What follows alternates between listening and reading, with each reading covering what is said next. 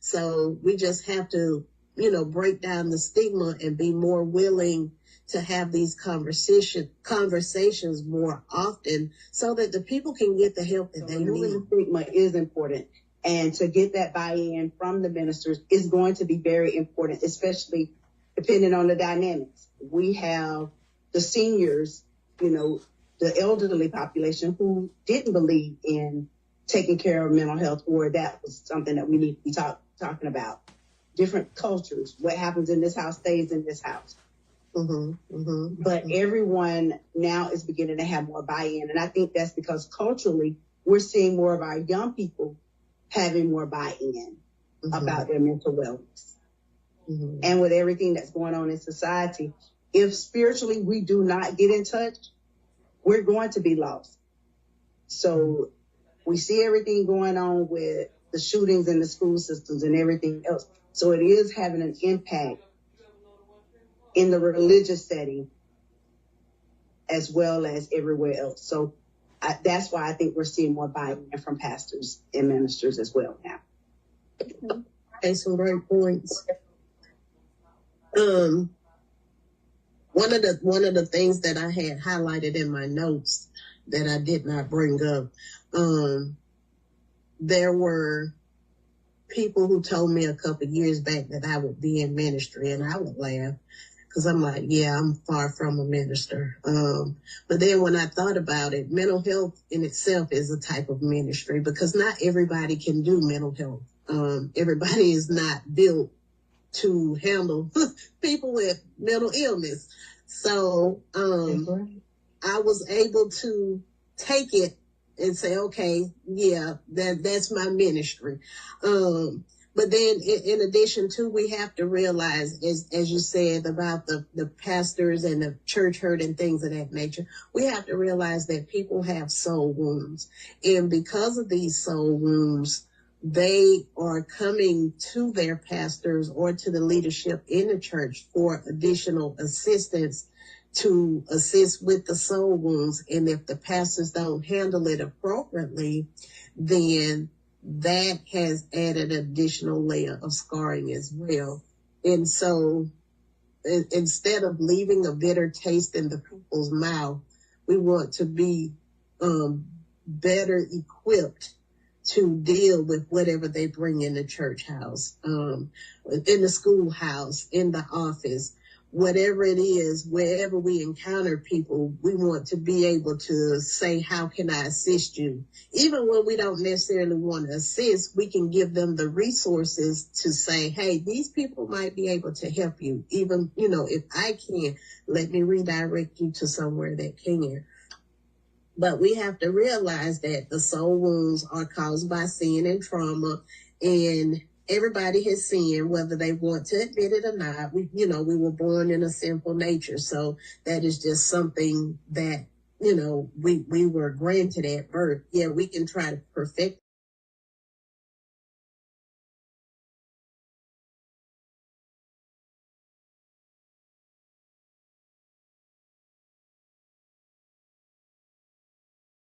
it on a daily basis, but we don't always be able to approach each other to say, hey, Sister D, you offended me when you said, and being tactful with it. That's going to help reduce some of the church hurt that we see and help people heal so that they can deal.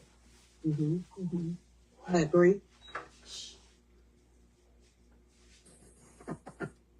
Yeah. Jesus said that I have come to heal the sick, or to minister to the sick. Yeah, and I think we have to keep remembering that. I like what Shannon said about forgiveness, that the forgiveness is not only to forgive that person, release their power, but it's also for us. It does more for us to forgive in a lot of ways, which a lot of times we don't recognize. And I had an interesting situation that I never thought I'd ever have just last week.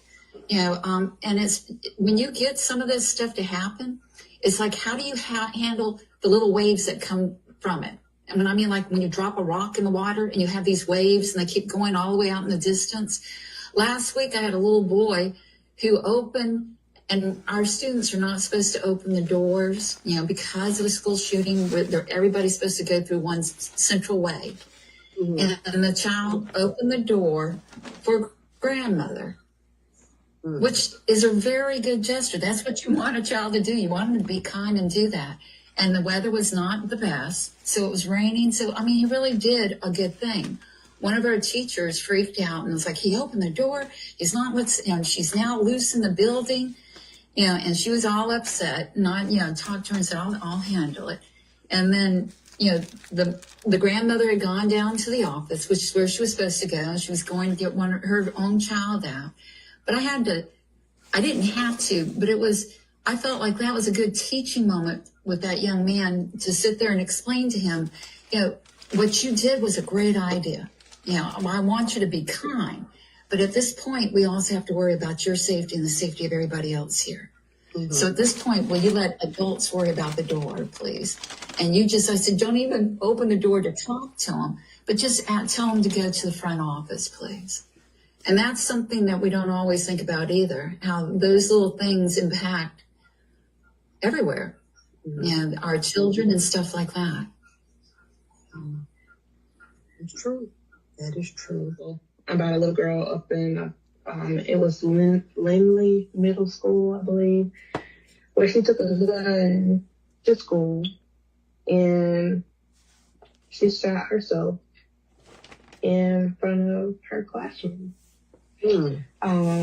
Luckily, once I completed the article, she did not kill herself. But she did injure herself, and she was in critical condition. And my heart ached for that family. What I have learned by working in the mental health field all the years that I did was that sometimes if you just simply ask someone can make the biggest difference ever.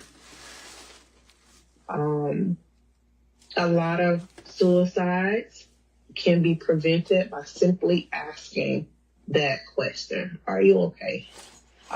You will be surprised. I've been in grocery stores, Walmart, Publix, Food Lion, Harvey's, and if I walk by somebody, and I guess it's just in me now, it's ingrained in me, so I can't help but if I see someone that looks downtrodden, I'll speak to them and I'll ask, how are you today? And sometimes it's a complete stranger and they'll just ramble and tell me about how their day was. And if they spark up that conversation, it doesn't matter what I have going on. I stop and I listen to what they have to say, because they may have been waiting for someone to ask that question all day long and no one did. So because I took that time, I feel like although I'm not directly in the mental health field anymore, I still feel like I try to be one of the biggest mental health advocates, and I tell people, if you experience anything, no matter how minute or mediocre you might feel it might have been, to, if nothing else, just to get off your chest and to have an unbiased source just listen to you, then you do that. You do whatever it is that you need to do in order to be free of whatever it is that you're dealing with. And I just wondered with that shooting earlier, I was like, not only was the child able to get the gun in the school, but I'm wondering, like, how many times were the signs missed? Like, what? Because there's always a cry for help in some shape, form, or fashion. There's always something where maybe that child might have been isolating, be it at school or at home.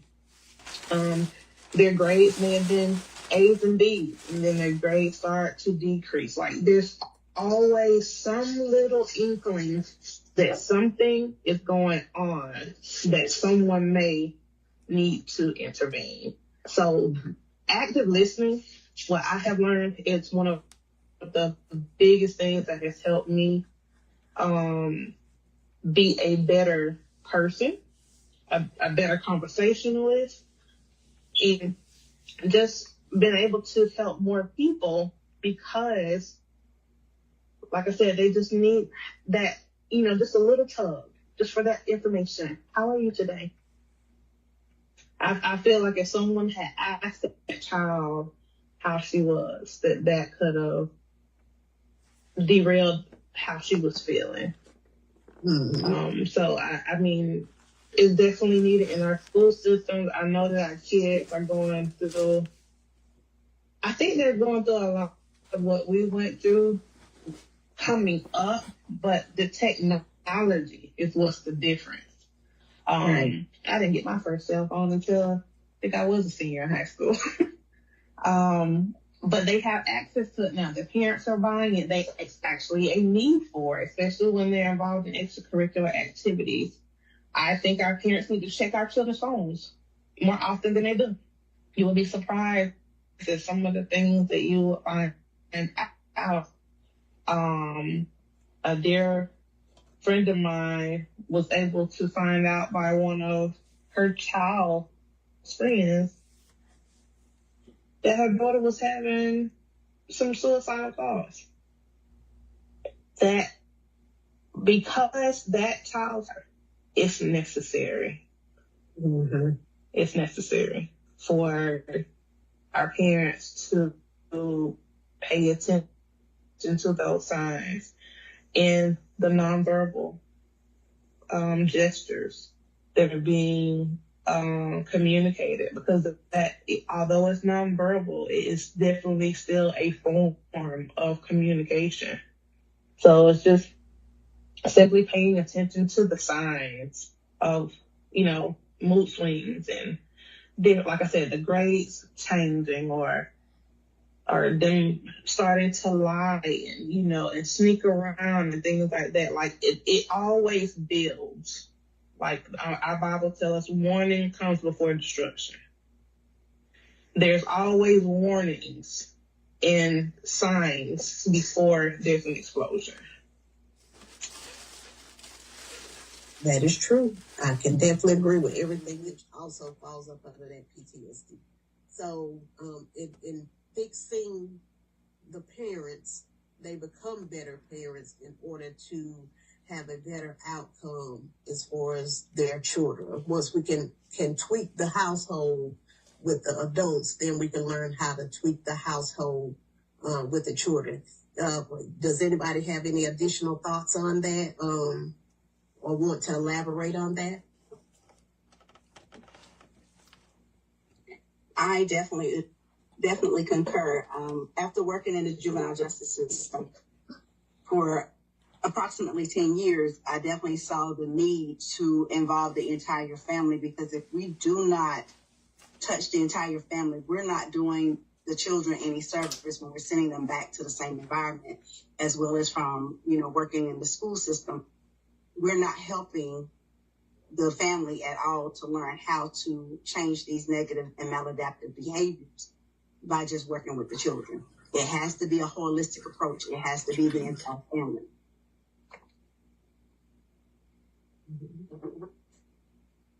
To account and get on top of, and that way that can reduce and eliminate an additional mental health issue for one or a couple of people, because that keeps them out the line of that predator. That they would like to add to the conversation. I can, Dr. Demetria. Okay. I just wanted to touch base just briefly on some of the resources that we have in the community. I think some of our people, and I'm saying our people because to me, all people are our people. Okay. I think that some of our people suffer because they don't know the resources that are readily available to them in our community. So, of course, back in 2013, Southwestern closed, but we do have some facilities here locally And I just wanted to just go over it. I just wanted to list and make sure that everyone knows. And I'll save the addresses and the names and their phone numbers a little slowly, just so you guys will have them. You mentioned, Dr. D, about texting the 988. Mm-hmm. There's also a 1-800 number for the Georgia Crisis and Access Line, also referred to as GCAL.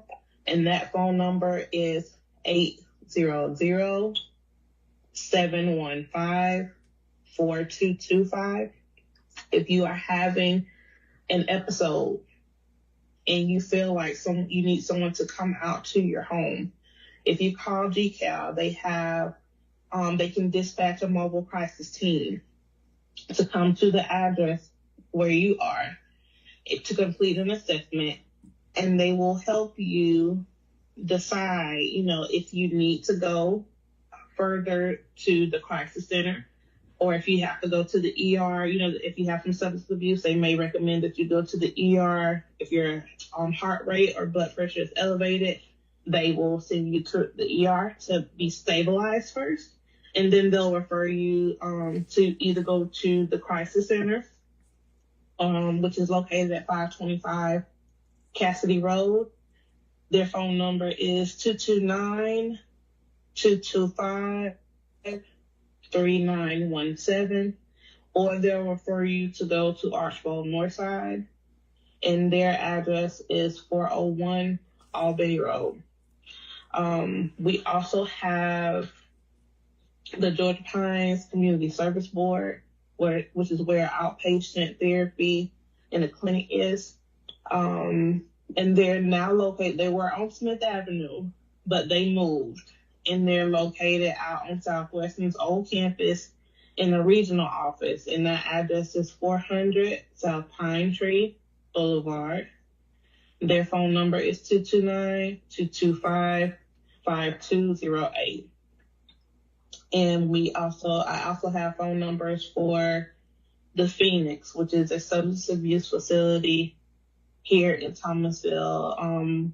As we spoke on earlier, some people suffer with mental health and substance abuse issues.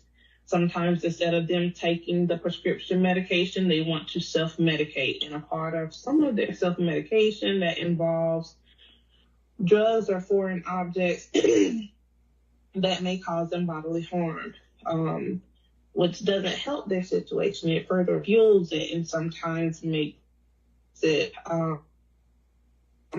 10 times worse than what it would have been. And the Phoenix 5223, I believe they moved. They were on Southwestern campus. But when I pulled it up, their address was now showing 136 Oakwood Trace. So maybe they relocated as well. And then the last facility that I have the phone number for is Greenleaf. Greenleaf is a mental health facility that is located in Valdosta, which is about 45 minutes from Thomasville.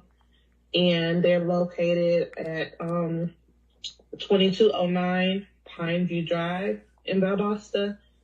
And their phone number is 229-506-7977. I was going to say that I think it's important for us, all of us who are dealing with mental health, to remember that we suffer from, secondary trauma, and that we have to take care of ourselves because we're reaching out for it's like, if I have this, I've been drinking out of this cup. If I keep drinking out of this cup, and I don't put anything in it, I'm going to be empty and I don't have anything else left to give to somebody else. And that's why, to me, God's real important. As you were saying, Shannon, the prayer life, reading in the Word of God, that helps give us stuff to give to others. But we also have to remember, too, some of us have heard or seen, or experienced ourselves some stuff with our children or our clients. That and it's sort of a secondary trauma, wouldn't you say, Dr. D?